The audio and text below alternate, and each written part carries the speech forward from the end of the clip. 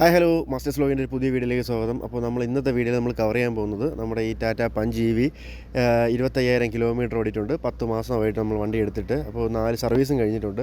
അപ്പോൾ ഈ പറയുന്ന വണ്ടിയിൽ നമ്മൾ ഈ ഇത്രയും ദൂരം കാലം നമുക്ക് ഫേസ് ചെയ്തിട്ടുള്ള പല കാര്യങ്ങളും, നമ്മുടെ ഫിനാൻഷ്യലി നമുക്ക് എങ്ങനെയായിട്ടുണ്ടായിരുന്നു, എങ്ങനെയാണ് ഇതിൻ്റെ മെയിൻ്റനൻസ് കോസ്റ്റ് എന്നൊക്കെയുള്ള കുറേ കാര്യങ്ങളാണ് ഇതിൽ നമ്മൾ പറയാൻ ഉദ്ദേശിക്കുന്നത്. 2-3 ടൈപ്പിലാണ് നമ്മളിത് 2-3 സെക്ഷനായിട്ട് നമ്മൾ കാര്യങ്ങൾ പറയാം. കുറേ ആൾക്കാർ കമൻറ്റിൽ ചോദിച്ച കാര്യങ്ങൾക്കുള്ള ആൻസറും എല്ലാം ഈ വീഡിയോയിലുണ്ട്. അപ്പോൾ ഈ വീഡിയോ ഫുള്ളായിട്ട് കാണാൻ ശ്രമിക്കുക. എന്നിട്ട് നിങ്ങൾക്ക് ഇതിലുള്ള സംശയങ്ങൾ എന്തെങ്കിലും ഉണ്ടെന്നുണ്ടെങ്കിൽ കൃത്യമായിട്ടും ചോദിക്കുക. നമുക്ക് പറ്റുന്ന കാര്യങ്ങളെല്ലാം നമ്മൾ അപ്ഡേറ്റ് കറക്റ്റായിട്ട് തരുന്നതായിരിക്കും. വണ്ടി എടുത്തിട്ട് ഇപ്പം 25,000 കിലോമീറ്റർ കവറായിട്ടുണ്ട്. 10 മാസം കൊണ്ടാണ് 25,000 കിലോമീറ്റർ കവർ ചെയ്തത്. അപ്പോൾ ഇത്രയും മാസം വണ്ടി ഇത്രയും കിലോമീറ്റർ ഓടിയപ്പോഴത്തേക്കും വണ്ടിക്ക് വന്നിട്ടുള്ള കാര്യമാണ് പറയാൻ പോകുന്നത്. വണ്ടിയുടെ പെർഫോമൻസ്, വണ്ടിക്ക് എന്തെങ്കിലും കംപ്ലയിൻറ്റ്സ് വന്നിട്ടുണ്ടോ, സർവീസ് എത്ര രൂപയായി എന്നുള്ളതൊക്കെയാണ് നമ്മളിവിടെ പറയാൻ വേണ്ടിയിട്ട് പോകുന്നത്. ഇപ്പം വണ്ടി എടുത്തിട്ട് ഇപ്പോൾ 25,000 കിലോമീറ്റർ ഓടിയിട്ട് എനിക്ക് അങ്ങനെ ഒരു വഴി കിടക്കുന്ന അവസ്ഥ ഇതുവരെയായിട്ടും വന്നിട്ടില്ല. വണ്ടി വഴി കിടത്തിയിട്ടില്ല. ഒത്തിരി പേര് ആദ്യം വണ്ടി എടുത്ത ആൾക്കാർ ഒത്തിരി പേര് പറഞ്ഞിട്ടുള്ളതാണ്, ഗ്രൂപ്പിലായിക്കോട്ടെ അല്ലെങ്കിൽ വണ്ടി എടുക്കാൻ പോകുന്ന ആൾക്കാരായിക്കോട്ടെ, ടാറ്റ EV പെട്രോളല്ല EV റിസ്ക്കാണ്, വഴി കിടത്തും, വിശ്വസിക്കാൻ പറ്റില്ല, എങ്ങോട്ടും വിശ്വസിച്ചെടുത്തുകൊണ്ട് പോകാൻ പറ്റില്ല എന്ന് പറഞ്ഞതാണ്. പറയുന്നത് മാത്രമല്ല, ബാക്കി എടുക്കാൻ നിൽക്കുന്ന ആൾക്കാരെ പറഞ്ഞ് പേടിപ്പിക്കുന്നുണ്ട്.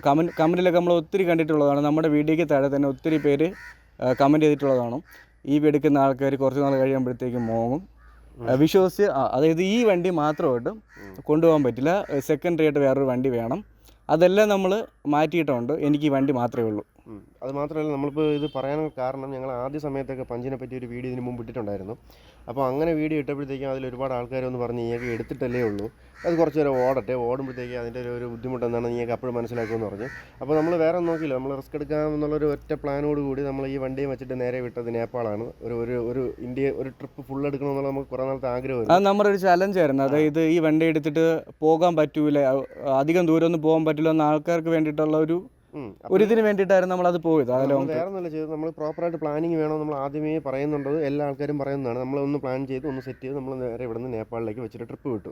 അപ്പോൾ അന്ന് നമുക്ക് ഏകദേശം ഒരുപാട് ദൂരം കവർ ചെയ്തു. നമുക്ക് ഈ EV കൊണ്ട് ഉണ്ടാകുന്ന പോസിറ്റീവ് സൈഡ്, നെഗറ്റീവ് സൈഡ് എന്താണെന്ന് വ്യക്തമായിട്ട് അറിഞ്ഞാലേ നമുക്കിങ്ങനെ യൂട്യൂബ് ചാനലിലേക്ക് വന്നിട്ട് പറയാൻ പറ്റുള്ളൂ. ഇല്ല നമ്മൾ പറഞ്ഞു കഴിഞ്ഞാൽ നിങ്ങൾക്ക് എന്നെ ചോദിക്കാം, നമ്മളൊരു ട്രിപ്പ് പോകാതെ നമുക്ക് എങ്ങനെ പറഞ്ഞു തരാൻ പറ്റും, നിങ്ങൾക്ക് എങ്ങനെ പറയാൻ പറ്റുമെന്ന് ചോദിച്ചു. അതിനുള്ള ട്രിപ്പിൻ്റെ കാര്യങ്ങളെല്ലാം നമ്മൾ പോയി അത് വ്യക്തമായിട്ട് മനസ്സിലായതിന് ശേഷമാണ് നമ്മളിപ്പോൾ ഈ ഒരു വീഡിയോ ചെയ്യാൻ ഉദ്ദേശിക്കുന്നത്. അപ്പോൾ ഇതിൻ്റെ തുടക്കത്തിൽ നമ്മൾ പറയാമല്ലോ, ഈ വണ്ടി എടുത്തതിന് ശേഷമുള്ള എക്സ്പെൻസ്, നമുക്ക് ഈ ചാർജിൻ്റെ എക്സ്പെൻസ് അല്ല, നമുക്ക് ഈ സർവീസ് സെൻറ്ററിൽ നമ്മൾ കൊടുക്കുന്ന ഈ ഓരോ സർവീസിനും ഉള്ള എക്സ്പെൻസ് എങ്ങനെയൊക്കെ എന്നാണ് നമ്മൾ ആദ്യം സംസാരിക്കാൻ പോകുന്നത്. നമുക്കിപ്പോൾ ഏകദേശം ഇത് 4 ഇതായി. ഇപ്പോൾ 4 നമുക്ക് എത്ര എമൗണ്ട് ആയി കാണും? 4th സർവീസ് അല്ലേ? 4 സർവീസായി. ഫസ്റ്റിലത്തെ 2 സർവീസ് ഫ്രീ ആയിരുന്നു. അതിനുശേഷം 3rd സർവീസ് ഹൈദരാബാദിൽ നിന്നാണ് ചെയ്തത്. അപ്പോഴത്തേക്കും അവരതിൽ കുറേ വീൽ അലൈൻമെൻറ്റ്, വാഷിങ്, പിന്നെ അങ്ങനെ കുറേ സാധനങ്ങൾ, വിൻഷീൽഡിൻ്റെ ഷാമ്പു, ഇതെല്ലാം ആഡ് ചെയ്തിട്ട് അവരൊരു 2,900 രൂപയുടെ ബില്ല് അടിച്ച് തന്നിട്ടുണ്ടായിരുന്നു. അത് 2,900 ബില്ല് അടിച്ചത് നമ്മളത് അറിയാമല്ലോ. നമ്മൾ നോർത്തിലോട്ട് പോയപ്പോൾ നമുക്ക് ആർക്കും അവിടുത്തെ ഭാഷയും കാര്യങ്ങളൊന്നും നമുക്ക് വലിയ പിടുത്തമില്ലായിരുന്നു. ഇവിടെ നമ്മൾ പോയപ്പോൾ ഫസ്റ്റ് 2 സർവീസ് കഴിഞ്ഞാണല്ലേ പോയത്. സെക്കൻഡ് സർവീസ് കഴിഞ്ഞിട്ടാണ് നമ്മൾ വണ്ടി കൊണ്ട് പോവുകയാണ്. പോയിട്ട് തിരിച്ച് വരുന്ന സമയത്താണ് ഈ കറക്റ്റ് കിലോമീറ്റർ മീറ്റ് ചെയ്യുന്നത്. അവിടെ അടുത്തുള്ള സർവീസ് സെൻ്റർ ഏതാണെന്ന് നോക്കിയിട്ട് നമ്മൾ കയറിയപ്പോൾ ചെയ്യാൻ പറ്റുന്ന കാര്യങ്ങളെല്ലാം ചെയ്തു. നമ്മൾ പറയുന്നത് അവർക്ക് മനസ്സിലാവുന്നില്ല, അവർ പറയുന്നത് നമുക്ക് മനസ്സിലാവുന്നില്ല. നമ്മൾ ഹിന്ദിയും ഇംഗ്ലീഷും എല്ലാം മിക്സ് ചെയ്തൊക്കെ പലതും പറഞ്ഞു നോക്കി. അവസാനം ഒരു ബില്ല് തന്നു. ബില്ലിൽ പിന്നെ ബാർഗെയിനിങ് ഒന്നും ചെയ്തിട്ട് കാര്യമില്ല, പിന്നെ പൈസ കൊടുക്കേണ്ടി വന്നു. പക്ഷേ ആ ഒരു കമ്മ്യൂണിക്കേഷൻ പ്രോബ്ലം കൊണ്ട് ആണ് അത്രയും എമൗണ്ട് വന്നത്. അങ്ങനെ സാധാരണ അത്രയും എമൗണ്ട് വരേണ്ടതല്ല. നമുക്ക് പിന്നെ അവിടെ അങ്ങോട്ടും ഇങ്ങോട്ട് ആർഗ്യ ചെയ്തൊരു പ്രശ്നം ഉണ്ടാക്കാതിരിക്കാൻ വേണ്ടി നമുക്ക് ഇവിടെ തിരുവനന്തപുരത്തോ കേരളത്തിൽ എവിടെയെങ്കിലും നമുക്ക് എന്തെങ്കിലുമൊക്കെ പറഞ്ഞ് നമുക്ക് അടി ഉണ്ടാക്കായിരുന്നു. അതിനുശേഷം 3rd സർവീസ് ഇവിടെ നാട്ടിൽ നിന്നാണ് ചെയ്തത്. അതിലെനിക്ക് വന്നത് 940 രൂപയാണ്. അതിനകത്ത് ജസ്റ്റ് ഒരു ചെക്കപ്പ് മാത്രമേ ഉള്ളൂ, അതായത് ഇൻസ്പെക്ഷൻ എന്ന് പറയും, ജസ്റ്റ് വണ്ടി. ഈ ഇൻസ്പെക്ഷനകത്ത് അവർ മെയിനായിട്ട് പറയുന്നത് എന്തെങ്കിലും സോഫ്റ്റ്വെയർ അപ്ഡേറ്റ് ഉണ്ടെങ്കിൽ അതിൻ്റെ കാര്യങ്ങളും, പിന്നെ ബാക്കി ബ്രേക്ക് ചെക്കപ്പ്, ബാക്കി ബ്രേക്ക് പേഡ് ചെക്കപ്പ്, ബാക്കിയുള്ള ഓയിൽ വയറിംഗ് കണക്ഷൻസ്, അങ്ങനെ അതിൻ്റെയൊക്കെ ജസ്റ്റ് ഇൻസ്പെക്ഷൻ മാത്രമേ ഉള്ളൂ. എന്തെങ്കിലും എറർ വല്ലതും വന്നിട്ടുണ്ടെന്നോ, അല്ലെങ്കിൽ നമുക്ക് ഇതിൻ്റെ ഒരു മീറ്ററിൽ നമുക്ക് കാണിക്കുമല്ലോ, വാണിങ്ങുകളൊക്കെ കാണിക്കുമല്ലോ, അങ്ങനെ എന്തെങ്കിലും വാണിങ് വന്നിട്ടുണ്ടോ, ഇതുപോലുള്ള കാര്യങ്ങൾ മാത്രം ബേസിക്കായിട്ടൊന്ന് ചെക്ക് ചെയ്ത് പോകുന്നത് മാത്രമാണ് ഈ പറയുന്ന ഈ സർവീസിൽ അവർ ഉദ്ദേശിക്കുന്നത്. അപ്പോൾ അത് മാത്രമേ ഉള്ളൂ ഈ സർവീസിൻ്റെ. അതിന് വലിയൊരു എമൗണ്ട് വന്നിട്ടില്ല, ഏകദേശം ഒരു 5,000 രൂപയ്ക്ക് അകത്ത്. അത്ര രൂപയായിട്ടുള്ളൂ ഈ 4 സർവീസ്. ഈ ഹൈദരാബാദിൽ അവർ പറ്റിച്ചില്ലായിരുന്നു എന്നുണ്ടെങ്കിൽ അത്രയും വരുന്നില്ല. ഏകദേശം ഒരു 5,000 രൂപയ്ക്ക് അകത്ത് ഈ 4 സർവീസ് ചെയ്ത് 25,000 കിലോമീറ്റർ 10 മാസം കൊണ്ട് നമുക്കിപ്പം ഇതിൻ്റെ എക്സ്പെൻസ് ആയിട്ടുള്ളത് ഇതാണ്. അടുത്ത് ചോദിക്കുന്ന ചോദ്യമാണ് കറണ്ടിൻ്റെ വ്യത്യാസം. ഇത്രയും ഇത് ഉപയോഗിച്ചപ്പോൾ വീട്ടിൽ കറണ്ട് എങ്ങനെയായിരുന്നു, അതിൻ്റെ ഒരു കണക്ക്? വീട്ടിലുള്ള കറണ്ട് സോളാറില്ല, അപ്പോൾ KSEB ആശ്രയിച്ച് മാത്രമാണ് ചാർജ് ചെയ്യുന്നത്. ഇത്രയും ഓടിയപ്പോഴത്തേക്ക് എത്ര ആയെന്നുള്ളത് ഞാൻ കാൽക്കുലേറ്റ് ചെയ്തിട്ടില്ല. എന്തായാലും ഒരു 2 മാസം കൂടുമ്പോഴത്തേക്കും ഒരു 5,500 6,000-നപ്പുറം എനിക്ക് പോയിട്ടില്ല. അതായത് നമ്മളിപ്പോൾ ഒരു ട്രിപ്പ് പോയ സമയത്താണെങ്കിൽ പോലും നമുക്ക് കാൽക്കുലേറ്റ് ചെയ്ത് നോക്കിക്കഴിഞ്ഞാൽ ഒരു 250-280 കിലോമീറ്റർ റേഞ്ച് കവർ ചെയ്യാൻ വേണ്ടി നമുക്കാകുന്നത് ഒരു 500 രൂപ 600 രൂപയാണ് ഈ ചാർജിങ്ങിന് വരുന്നത്. നമ്മൾ ഇവിടുന്ന് ട്രിപ്പ് പോകുന്ന സമയത്ത് നമുക്ക് ഈ ഫുഡും കാര്യങ്ങളും എല്ലാം നമ്മൾ തന്നെ പ്രിപ്പയർ ചെയ്ത് നമ്മൾ കുക്ക് ചെയ്ത് കഴിക്കുന്നതായതുകൊണ്ട് നമുക്ക് എല്ലാത്തിലും ഒരു 250 കിലോമീറ്റർ കൂടുമ്പോൾ നമുക്ക് റെസ്റ്റ് എടുക്കാനുള്ള ഒരു സമയവും നമുക്ക് കുക്കിങ്ങിനുള്ള സമയം എല്ലാം നമുക്ക് കറക്റ്റായിട്ട് കിട്ടുന്നുണ്ട്. അപ്പോൾ ഈ 1 മണിക്കൂറിൻ്റെ കണക്ക് പറഞ്ഞാലും അങ്ങനെ ഇതായിട്ട് പറയണ്ട. വീട്ടിൽ ചാർജിങ്ങിന് സെറ്റപ്പ് ഉള്ള ആൾക്കാർക്കാണെന്നുണ്ടെങ്കിൽ ഒരു 13 മണിക്കൂർ ചാർജ് ചെയ്യുമ്പോൾ മെയിനായിട്ട് ഇത് പുറത്തുള്ള ഫാസ്റ്റ് ചാർജിങ് എക്സ്പെൻസീവ് ആണ്. വീട്ടിലുള്ള ചാർജിങ് തന്നെയാണ് നമുക്ക് ലാഭം. പുറത്തുള്ളത് കുറച്ച് എക്സ്പെൻസീവ് ആണ്. വീട്ടിൽ നിന്ന് ചാർജ് ചെയ്ത് കൊണ്ടുപോകുന്ന സമയത്ത് ഒരു വളരെ ലാഭമാണ്. ശരിക്കും പറഞ്ഞു കഴിഞ്ഞാൽ 2 വീലറിനേക്കാൾ വളരെ ലാഭമാണ്. ഞാൻ ഫുൾ ഈ കാറിൽ തന്നെയാണ് കറക്കം. വേറെ ഇത് മേടിച്ചതിന് ശേഷം ഞാൻ വേറൊരു ബൈക്ക് പോലും തൊട്ടിട്ടില്ല. ഫുൾ ഇതിൽ തന്നെ കറക്കും. വേറെ നമുക്ക് ഇതിൻ്റെ അത്ര ലാഭം നമുക്ക് വേറെ ഒന്നും തോന്നിയിട്ടില്ല. അത്ര ലാഭമാണ്. നമുക്ക് ഇലക്ട്രിക് കാറിൽ പോയി കഴിഞ്ഞാൽ ഒന്നും അറിയണ്ട, പെട്രോളിന് കാശൊന്നും അറിയണ്ട. നമുക്ക് വണ്ടിയുടെ പെർഫോമൻസിൻ്റെ കാര്യത്തിലോട്ട് പോകാം. നമുക്ക് ഈ വണ്ടി ഇത്ര നാൾ ഓടിയിട്ടും വേറെ പെർഫോമൻസിൻ്റെ കാര്യത്തിലൊന്നും വേറെ യാതൊരു പ്രശ്നങ്ങളും ഇതുവരെ നേരിട്ടിട്ടില്ല. വേറെ അങ്ങനെ പ്രത്യേക നോയ്സോ ശബ്ദമോ അങ്ങനെ ഒന്നും വന്നിട്ടില്ല. പിന്നെ ആകെപ്പാടെ പറ്റിയതെന്ന് പറഞ്ഞു കഴിഞ്ഞാൽ ടയർ പൊട്ടിയപ്പോഴത്തേക്കും ഞാൻ ഒരു ടയർ മാത്രമായിട്ടാണ് മാറിയത്. അപ്പോൾ അതിൻ്റെ ഒരു അലൈൻമെൻറ്റ് പ്രശ്നം മാത്രമേ ഉള്ളൂ. അതായത് നമ്മുടെ ഈ ടയറെല്ലാം ഭയങ്കര സോഫ്റ്റ് ആയിട്ടുള്ള ഒരു സോഫ്റ്റ്വെയർ ആണ്. അപ്പോൾ അതിൽ ഒരു ചെറിയൊരു കല്ലിങ്ങനെ ഒരു ഷാർപ്പായിട്ടുള്ള കല്ല് കയറി പിടിച്ചിട്ട് ചെറുതായിട്ട് ഇങ്ങനെ കീറിപ്പോയി. ടയറിൻ്റെ ഈ ഫ്ലാറ്റ് സർഫേസ് അല്ല, ഈ റൗണ്ട് നമ്മുടെ സൈഡിൻ്റെ അവിടെ ഇങ്ങനെ കുറച്ച് കീറിപ്പോയി. അങ്ങനെ ഒരു ടയർ മാറേണ്ടി വന്നു. മാറിയപ്പോൾ ഒരു ടയർ മാത്രമായിട്ട് മാറി. സാധാരണ 4 ഒരുമിച്ച് മാറേണ്ടതാണ്. സാമ്പത്തിക മാന്ദ്യം കാരണം അത് വേറെ വഴിയില്ല. അത് ഈ കാറിൻ്റെ ഒരു പ്രശ്നമാണ്. അതായത് വളരെ സോഫ്റ്റാണ്. അതിൻ്റെ എഡ്ജസും അതിൻ്റെ മെറ്റീരിയലും വളരെ ബാക്കിയുള്ള ടയർ വെച്ച് നോക്കുകയാണെന്നുണ്ടെങ്കിൽ കുറച്ചുകൂടെ സോഫ്റ്റാണ്. അതുകൊണ്ട് പെട്ടെന്നൊരു ചെറിയ കല്ലടിയൊക്കെ കിട്ടി കഴിഞ്ഞാൽ പെട്ടെന്ന് കീറിപ്പോകും. അത് വണ്ടി ഓടുമ്പോൾ ഒരു ചെറിയൊരു അത് EV കാർ ഉപയോഗിക്കുന്ന ആൾക്കാരുടെ ഒരു സ്ഥിരം പ്രശ്നമാണ്. അത് മാത്രമല്ല, ഈ ടയറാണെന്നുണ്ടെങ്കിൽ ഇതിൽ വന്നിട്ടുള്ളത് അംപീരിയൻ എന്നുള്ള ടയറാണ്. അതാണെന്നുണ്ടെങ്കിൽ വാങ്ങാനും കിട്ടിയിട്ടില്ല. അതാണെന്നുണ്ടെങ്കിൽ അപ്പോൾ ഒരു അംപീരിയൻ അവൈലബിൾ അല്ല. നെക്സോണിൻ്റെ ടയറാണ് അവൈലബിൾ ആയിട്ടുള്ളത്. പക്ഷേ EV കാർ ഓടിക്കുന്ന ആൾക്കാരുടെ അടുത്ത് നമ്മൾ സംസാരിച്ചാൽ ഒരു വീഡിയോ നമ്മൾ നെക്സോണിൻ്റെ ഒരു EV വണ്ടിയെ പറ്റി സംസാരിച്ചപ്പോൾ പറഞ്ഞിട്ടുണ്ട് 1,00,000 കിലോമീറ്ററും അതിന് പുറത്ത് ഓടിയ ടയറുകൾ വരെ ഇപ്പോൾ EV ഉണ്ട് ഇല്ലേ? പക്ഷേ എനിക്കൊരു മാക്സിമം 30,000 വരെ പോകുമെന്നാണ് എനിക്ക് തോന്നുന്നത്.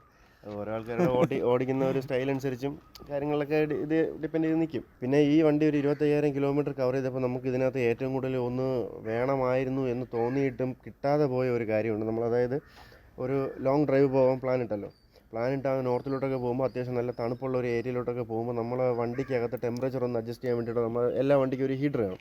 ഈ ഹീറ്റർ നമ്മൾ പോകുന്നതിൻ്റെ തലേ ദിവസം കംപ്ലൈൻ്റ് ആയതിനെ തുടർന്ന് നമ്മൾ അതും വണ്ടി മേടിച്ചിട്ട് ഒരു 15,000 കിലോമീറ്റർ ആയതേ ഉള്ളൂ. ആ സമയത്താണ് ഈ ഹീറ്റർ കംപ്ലൈൻ്റ് ആയത്. അതൊരിക്കലും അങ്ങനെ വരാൻ പാടില്ല. അത് ടാറ്റയുടെ മിസ്റ്റേക്കാണ്. ഒരു കംപ്ലൈൻറ്റ് വന്നു. ഈ കംപ്ലൈൻറ്റ് വന്നപ്പോൾ നമ്മൾ എന്ത് ചെയ്തു, നേരെ ടാറ്റയുടെ ഷോറൂമിൽ സർവീസ് സെൻറ്ററിൽ പോകുന്നു, കാര്യം പറയുന്നു. അവർ ചെക്ക് ചെയ്യാന്നൊക്കെ പറഞ്ഞിട്ട് കുറച്ച് നേരം ഇങ്ങനെ പിടിച്ച് നിർത്തി. എന്നിട്ട് അടുത്ത ദിവസം കൊണ്ടുവരാൻ പറഞ്ഞു. നമ്മൾ കൊണ്ടുപോയിട്ട് ഏകദേശം ഉച്ചയ്ക്ക് 3 മണിക്ക് എടുത്ത വണ്ടി നമുക്ക് തന്ന 7 മണിക്ക് എടുത്തായി. 7 മണിക്ക് എടുത്തായി. എന്നിട്ട് അവരെന്താണ് ഇതിനകത്ത് ഇത് കംപ്ലൈൻ്റ് അല്ല, ഇങ്ങനെ ഒരു സംഭവമില്ല. സാധാരണ നമ്മൾ അറിയാമല്ലോ, ഈ ബ്ലോവറിൻ്റെ സ്വിച്ച് അല്ലാതെ നമ്മളിങ്ങനെ ഒന്ന് ടെമ്പറേച്ചറിൻ്റെ ഒന്ന് അഡ്ജസ്റ്റ് ചെയ്ത് കയറ്റുമ്പോൾ ഒരു 26, 27, 28 നമ്മൾ കയറ്റുമ്പോൾ തന്നെ ഓട്ടോമാറ്റിക്കായിട്ട് കംപ്രസർ കട്ടായ അടുത്ത ഹീറ്റർ നല്ല ചൂട് കാറ്റ് പുറത്ത് നമ്മൾ കാറിനകത്തോട്ട് വരേണ്ടതാണ്. ഈ സംഭവം നമുക്ക് വരുന്നില്ല. ഇത് കൊണ്ട് കാണിച്ചിട്ട് ഇവരാണെന്നുണ്ടെങ്കിൽ ഒരു കാരണത്തിലും അവന്മാർ സമ്മതിക്കുന്നില്ല. ഇങ്ങനെയല്ല, ഈ വണ്ടി ഇങ്ങനെയാണെന്ന് പറഞ്ഞു. അപ്പോൾ നമുക്കിപ്പോൾ ഷോറൂമിലാണെന്നുണ്ടെങ്കിൽ നമുക്ക് വേറെ ഏതെങ്കിലും വണ്ടി നമുക്ക് കയറി കാണിച്ചു കൊടുക്കാം. ഇതിലുണ്ടല്ലോ, പിന്നെ എന്തുകൊണ്ട് ഇതിലില്ല നമുക്ക് കാണിക്കാൻ പറ്റും. പിന്നെ അതുമല്ല, നമുക്കന്ന് സമയമില്ലായിരുന്നു. സർവീസ് സെൻ്ററിൽ നിന്ന് അവർ പറഞ്ഞ കാര്യമാണ്, ഇതിൽ സാർ ഇതേപോലെ ഹീറ്റർ വർക്കായിട്ടുണ്ടോയെന്ന്. ഇത്രയും ദിവസം ഹീറ്റർ വർക്കായിക്കൊണ്ടിരുന്ന സാധനമാണ്. ഇവർക്കറിയാം ഇലക്ട്രിക് കാറിൽ ഹീറ്റർ ഉണ്ടെന്നുള്ള കാര്യം ഇവർക്കറിയാം. ഇവർ എൻ്റെ അടുത്ത് ചോദിച്ച കാര്യമാണ്, സാർ ഇതിനകത്ത് ഹീറ്റർ വർക്കായിട്ടുണ്ടോ? സാധാരണ ഇതിനകത്ത് ഹീറ്റർ ഇല്ലയെന്ന്.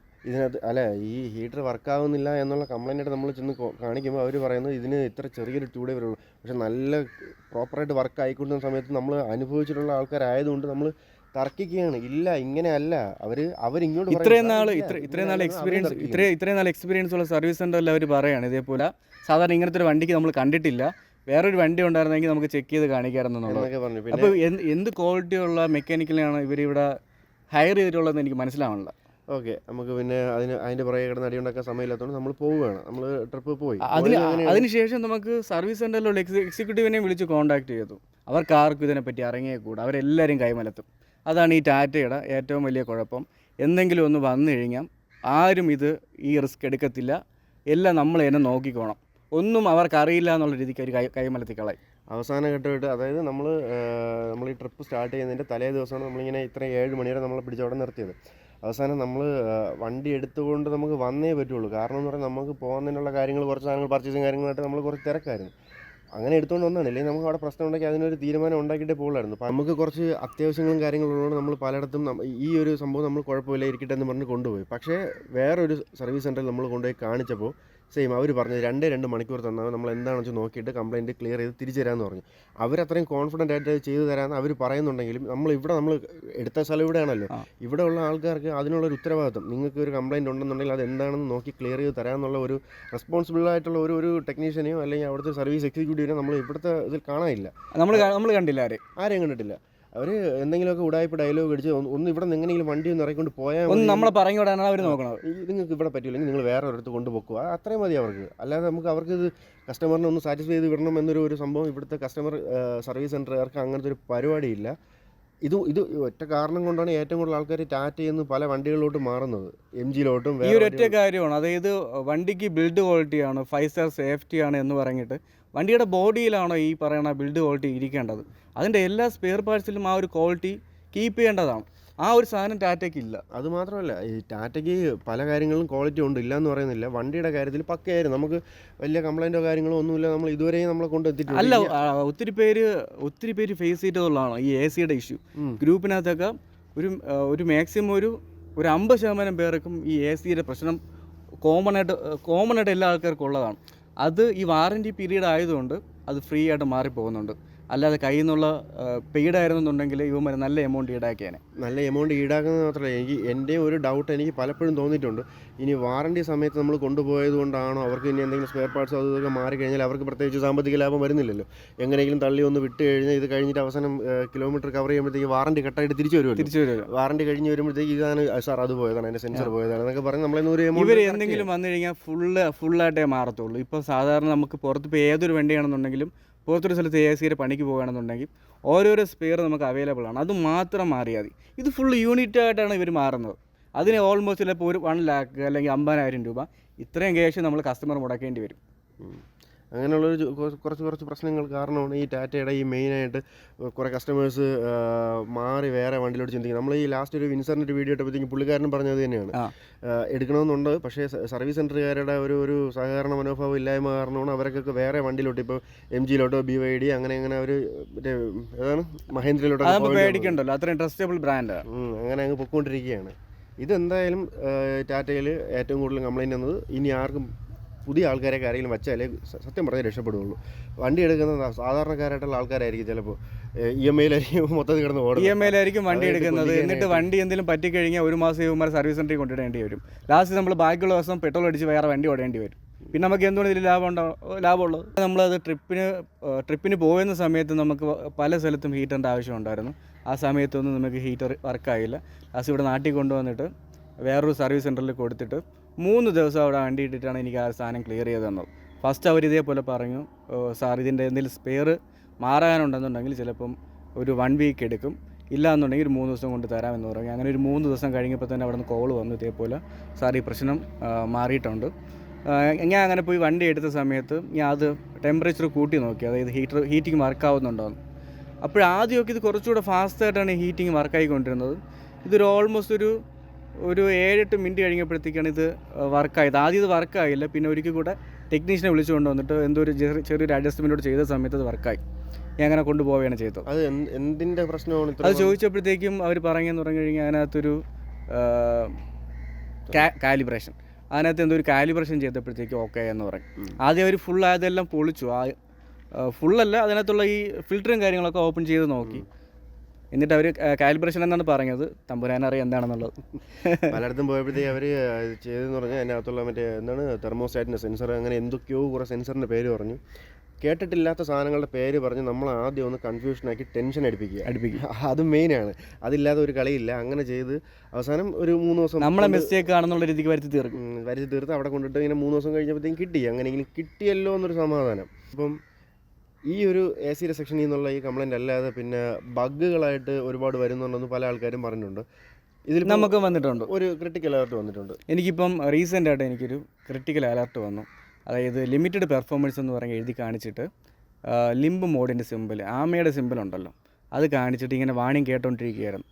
ലാസ്റ്റ് ഞാനത് കണ്ണൂർ പോയ സമയത്താണ് ഇതേപോലെ വന്നത്. ഒരു എമർജൻസി സിറ്റുവേഷൻ ആയിരുന്നു. വണ്ടിയിൽ കയറി എ സി ഇട്ട് കിടക്കാമെന്ന് പറഞ്ഞിട്ട് പോയി കിടന്ന സമയത്താണ് ഇത് വന്നത്. ലാസ്റ്റ് ചൂടത്ത് കിടക്കേണ്ടി വന്നു വണ്ടിക്കകത്ത്. പിന്നെ നോർമലി ഈ വണ്ടിക്ക് ഇങ്ങനെ എന്തെങ്കിലും വരണമെന്നുണ്ടെങ്കിൽ എല്ലാവരും സർവീസ് സെൻറ്ററിലുള്ളവർ വരെ പറയാറുള്ളതാണ് നമ്മളൊരു 10-ൻ്റെ സ്പാനർ കൊണ്ടിടക്കണമെന്ന്. ഞാൻ ഇങ്ങനെ എൻ്റെ കയ്യിൽ ആ സ്പാനർ ഇല്ലായിരുന്നു. ഞാൻ ഫുൾ ആ ഏരിയ ഫുള്ള് നടന്നു ഒരു സ്പാനറിന് വേണ്ടിയിട്ട്. ലാസ്റ്റ് ഒരു മെക്കാനിക്കലിനെ വിളിച്ചുകൊണ്ട് വന്നിട്ട് അതിൻ്റെ ബാറ്ററിയുടെ നെഗറ്റീവ് ടെർമിനൽ ഇളക്കിയിട്ട് നോക്കി. ഇളക്കിയിട്ട് ഒരു 10 മിനിറ്റ് കഴിഞ്ഞിട്ട് ഞാൻ വണ്ടി ഓണാക്കിയ സമയത്ത് ഇത് മാറിയിട്ടില്ല. പിന്നെ ഒരു 10 മിനിറ്റ് കൂടെ വണ്ടി ഓണായിട്ടിരുന്ന സമയത്ത് ഈ വാണിംഗ് മാറി. അപ്പോഴും എൻ്റെ മനസ്സിൽ ടെൻഷനുണ്ട്, ഇതിന് എപ്പോൾ വരും, വണ്ടി ഓടാൻ പറ്റുമോ, ഇനി ഓടുമ്പോഴത്തേക്കും ഈ ലിംബ് മോഡ് ഇനിയും കാണിക്കുമോ എന്നുള്ള ടെൻഷനുണ്ട്. അങ്ങനെ വന്നപ്പോഴത്തേക്ക് അടുത്ത സർവീസ് സെൻ്ററിലൊന്നും പോയില്ല. അടുത്ത സർവീസ് സെൻറ്ററിൽ ഞാൻ പിറ്റേ ദിവസം കൊണ്ടുപോയി. കണ്ണൂരുള്ള ഒരു KVR സർവീസ് സെൻ്ററിലാണ് കൊണ്ടുപോയത്.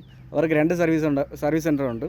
അതിൽ ഒരു സർവീസ് സെൻ്ററിൽ കൊണ്ടുപോയപ്പോഴത്തേക്കും സാർ ഇവിടെ EV വണ്ടി എടുക്കാറില്ല, അത് കണ്ണൂരുള്ള ടൗണിലുള്ള സർവീസ് സെൻ്ററിൽ മാത്രമേ അവർ നോക്കാറുള്ളൂ. ഞാൻ ഇനിയിപ്പോൾ അവിടെ നിന്ന് അവിടെ കൊണ്ടുപോകണമായിരിക്കും.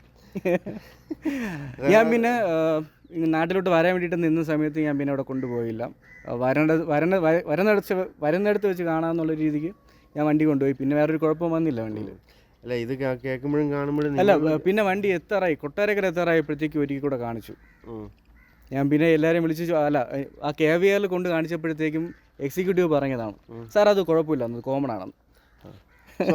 അതും സ്വാഭാവികം. അല്ല, ഞാൻ പറയുന്നതെന്ന് പറഞ്ഞാൽ ഇതൊക്കെ EV കാർ ഉപയോഗിക്കുന്ന ആൾക്കാരുടെ അടുത്ത് മറ്റ് വണ്ടികൾ ഉപയോഗിക്കുന്ന ആൾക്കാർക്ക് ഒരു പുച്ഛമുണ്ടല്ലോ, അതുപോലുള്ള ആൾക്കാർക്ക് കുറച്ചും കൂടെ കൈയൊട്ടിച്ചിരിക്കാൻ പറ്റുന്ന കുറേ സാധനങ്ങൾ അവർക്ക് ആർഗ്യ ചെയ്യാൻ വേണ്ടി ഒരു പുതിയ കണ്ടന്റ് കൂടെ കിട്ടുന്നുള്ളൊരു ആ ഒരു ലെവലിലേ പോകുള്ളൂ. അല്ല, ഈ ബാക്കിയുള്ള ബ്രാൻഡുള്ള സാധനങ്ങൾ തന്നെയാണ് അത്. ബാക്കിയുള്ള ഈ ബ്രാൻഡുകളുള്ള പോലത്തെ സോഫ്റ്റ്വെയർ അത്രയും ഡെവലപ്പ് ഒന്നും നമ്മുടെ ഇന്ത്യയിൽ ആയിട്ടില്ല അത്രയും.